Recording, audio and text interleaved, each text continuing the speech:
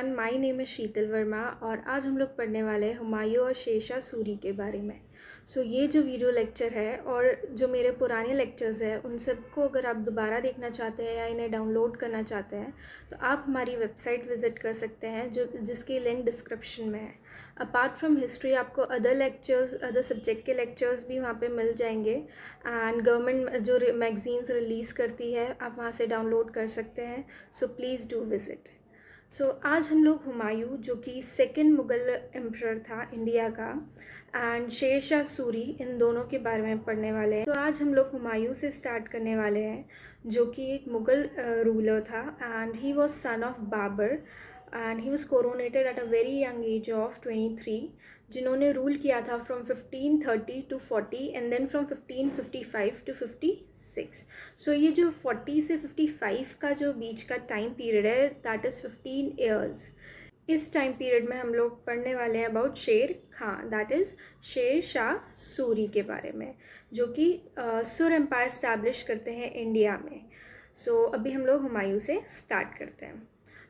हुमायूं ने 23 की एज में थ्रोन पे वो बैठे थे आफ्टर हिज फादर्स डेथ और उन्होंने रूल किया था जो हम मॉडर्न डे अफ़गानिस्तान, पाकिस्तान और पार्ट्स ऑफ नॉर्थ इंडिया देखते हैं उस जगह पे। उन्होंने दीन-ए-पनाह एक जगह बिल्ड की थी जो कि दिल्ली में थी और उसे नेम किया था एज सेकेंड कैपिटल। ये याद रखिएगा, प्री में पूछ सकते हैं कि दीन-ए-पनाह किसने कैपिटल बनाया था उसे। हुमायूं ने। एंड जो हुमायूं था उसने अपने ब्रदर्स जो थे हिंडाल, कमरन और अस्करी, उसके बीच में अपने एम्पायर को डिवाइड कर दिया। अब हम लोग पढ़ेंगे about expeditions of Humayun. First is powerful fort of Kalinjar, जो कि हुमायूं ने अपने कोरोनेशन के 6 मंथ्स बाद ही उसने इसे कॉन्कर करने की सोची एंड इधर चंदेल रूलर्स रूल कर रहे थे और विद इन अ मंथ उन लोगों ने सरेंडर कर दिया था हुमायूं के सामने। और हुमायूं ने कहा कि तुम इसे रूल कर सकते हो, इस फोर्ट पे रूल कर सकते हो, पर मेरी 2 शर्तें हैं। पहली तो ये थी कि तुम्हें मेरा रूल एक्सेप्ट करना पड़ेगा एंड सेकंड तुम्हें 12 टन्स ऑफ गोल्ड मुझे देना पड़ेगा।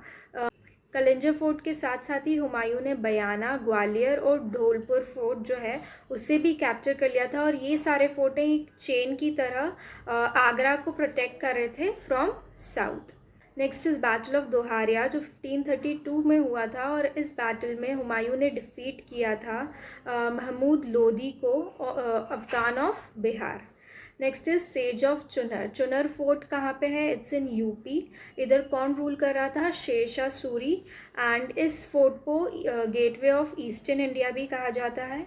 और जब हुमायूं ये फोर्ट कैप्चर कर रहे थे तब शेरशाह ने सरेंडर तो कर दिया था और तभी हुमायूं को पता चलता है कि बहादुर शाह जो कि सुल्तान था गुजरात का, वो कॉन्कर करना चाहता था दिल्ली को with the help of Portuguese. इनके साथ जब बैटल होता है हुमायूं का तो बहादुर शाह हारने वाला रहता है और वो भाग के पोर्चुगीज़ के पास चला जाता है। जब बहादुर शाह और हुमायूं का बैटल हो रहा होता है तो इसे एज अ अपॉर्चुनिटी ट्रीट करता है शेरशाह और सोचता है कि मैं कंट्रोल में ले लूँ दिल्ली को। ये बात पता चल जाती है हुमायूं को और हुमायूं वापस मार्च करता है टुवर्ड्स दिल्ली और जो बहादुर शाह की टेरिटरीज उसने कैप्चर करी थी, बहादुर शाह उस पर अपना कंट्रोल वापस रीगेन कर लेता है। नाउ हुमायूं और शेरशाह के बीच में होता है बैटल ऑफ चौसा जो 1539 में होता है। ये बैटल हुमायूं बुरी तरह हार जाता है। फिर बैटल होता है हुमायूं और शेर खां के बीच में, जिसे हम बैटल ऑफ कन्नौज या बैटल ऑफ बिलग्राम के नाम से भी जानते हैं, जो 17 मई 1540 को होता है about 200 kilometre east of Agra पे।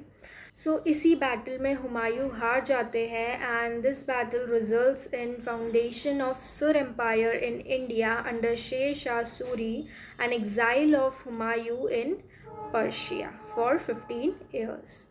अब पर्शिया में हुमायूं किंग शाह के साथ ही रहते हैं और अराउंड 1544 में वो उन्हीं की हेल्प से कॉन्कर करते हैं काबुल और कंधार, जो उनके ब्रदर कमरन के अंडर रहता है। नाउ 1545 अराउंड में शेर खां की डेथ हो जाती है और उनके बाद जो उनके सक्सेसर होते हैं इस्लाम खां की भी डेथ हो जाती है 1554 में, और उनके बाद जो सुर एम्पायर है वो डिसइंटीग्रेट होना चालू हो जाता है। सो इसे एक परफेक्ट अपॉर्चुनिटी की तरह ट्रीट करता है हुमायूं और मार्च करता है towards India to again regain his power on Delhi's throne. So वहाँ पे होता है इनका बैटल ऑफ सिरहिंद जिसे कहते हैं, जो 22 जून 1555 को होता है। और इस बैटल के साथ ही हुमायूं वापस से मुग़ल एम्पायर स्टैब्लिश करता है इंडिया में और एंड करता है सुर डायनेस्टी को। अब 1556 में हुमायूं की डेथ हो जाती है। वो अपनी लाइब्रेरी की स्टेयरकेस से गिर जाते हैं और विदिन 3 डेज़ उनकी डेथ हो जाती है। अब उनकी जो बायोग्राफी है वो उनकी सिस्टर गुलबदन बेगम लिखती है, जिसका नाम है हुमायूं नामा। तो पूछा जाता है हुमायूं नामा किसने लिखी है? सो गुलबदन बेगम ने। और उनकी जो वाइफ हमीदा बानो बेगम जो होती हैं वो उनका मसोलियम बनवाती हैं दिल्ली में। So this was all about Humayun, कैसे उन्होंने 1540 तक रूल किया। फिर उसके बाद 1555 से 1556 में कुछ मंथ्स के लिए अपनी अथॉरिटी वापस रीगेन की दिल्ली में। सो जब उनका एग्जाइल पीरियड था फॉर 15 ईयर्स, तो इंडिया में क्या सिचुएशन थी और शेर शाह सूरी ने कैसे इंडिया में रूल किया, अब हम उसके बारे में देखते हैं। So after defeating Humayun in 2 battles, that is Battle of Chausa and Battle of Kannauj, Sher Shah Suri ascended the throne with the title हज़रत आला। हज़रत आला टाइटल के साथ उन्होंने दिल्ली के थ्रोन पे वो बैठ, और इसी के साथ ही उन्होंने अपने कॉन्क्वेस्ट स्टार्ट किए और कॉन्कर किया मालवा, रणथंभौर, रायसेन और चित्तौड़ को। सो चित्तौड़ के बाद वो कलिंजर फोर्ट को एम कर रहे होते हैं, और उसी टाइम पे while conquering the Kalinjar fort एक कैनन उन्हें हिट करती है और उनकी डेथ हो जाती है 1545 में। सो उनका मकबरा कहाँ है? सासाराम बिहार में है। सो ये क्वेश्चन प्री में पूछा जा चुका है कि शेर शाह सूरी का मकबरा कहाँ है? सो सासाराम बिहार में है। सो शेर शाह सूरी बहुत सारे इनोवेशंस लेके आए थे इन लैंड रेवेन्यू सिस्टम, इन आर्मी सर्विसेज, और उनके पूरे रूल का जो सबसे इम्पॉर्टेंट फीचर था वो था उनका एडमिनिस्ट्रेशन, जो कि हाईली सेंट्रलाइज था। सो अब हम उनके रिफॉर्म्स और उनके जो इम्पोर्टेंट इनोवेशंस थे उनके बारे में देखेंगे। सो उन्होंने इशू किए थे सिल्वर कॉइन्स जिन्हें रुपया कहा गया, एंड कॉपर कॉइन्स जिन्हें दाम कहा गया।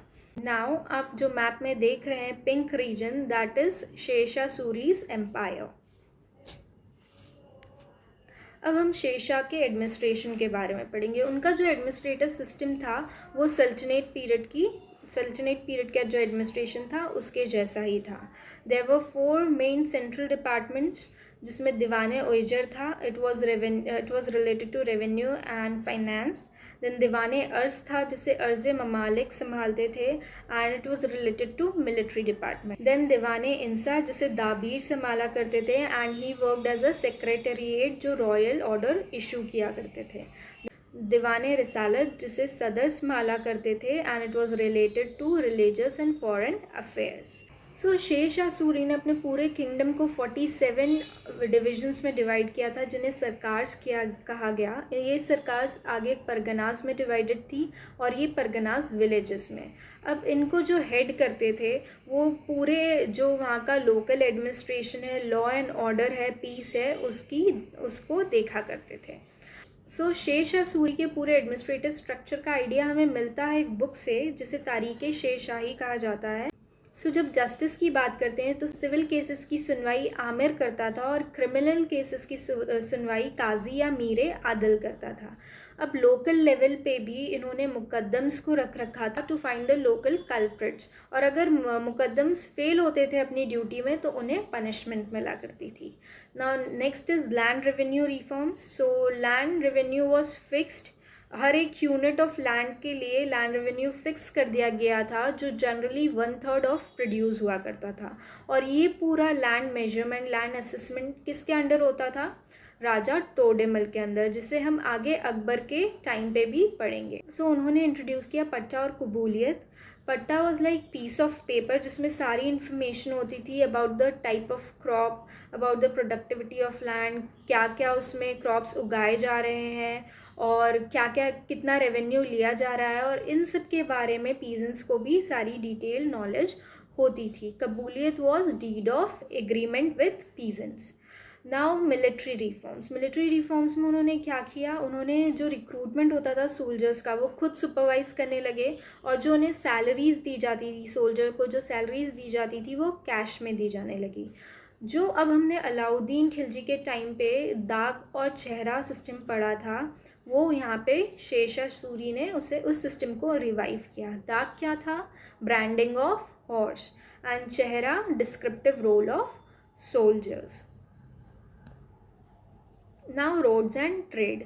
सो शेरशाह सूरी ने बहुत सारी रोड्स बनवाई, उसमें सबसे ज़्यादा इम्पॉर्टेंट है the grand trunk road. It was from Sonargaon in east Bengal to north west boundary of India.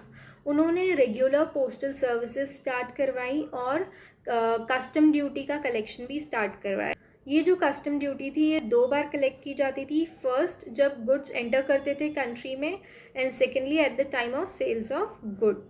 Now architecture, so Sher Shah Suri ने टॉम्ब्स बनवाए थे सासाराम में and Purana Qila at Delhi. So Sher Shah की डेथ के बाद इस्लाम शाह आते हैं, उनके बाद मोहम्मद आदिल शाह, और फिर हमने देखा था कि 1555 में वापस हुमायूं आते हैं और 1556 तक रूल करते हैं, और उसके बाद हम लोग नेक्स्ट लेक्चर से अकबर के बारे में पढ़ेंगे जो हुमायूं के बेटे थे।